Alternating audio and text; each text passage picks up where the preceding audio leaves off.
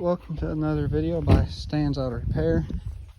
Today's a 1.4 liter turbo 2014 Chevy Cruze LT, and the vapor canister, it's already been replaced. I had a video, I lost it.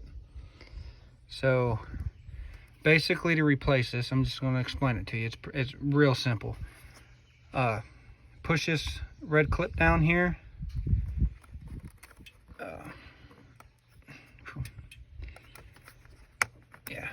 Push that red clip down.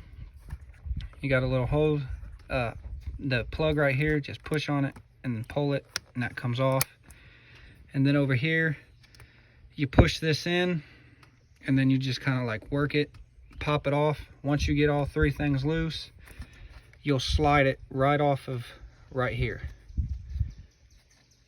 and take the rubber thing off of it, because sometimes I'll stick on there. You take that rubber thing off, because normally the new one comes in with it. And the best one of these to get is to get OEM. Make sure, because a lot of the aftermarkets don't work as well. Sometimes the aftermarkets don't work at all. So again, pop this red clip down, pop this plug off, and then push in here, pull up, and then slide it off and put your new one back, and then put your new one on.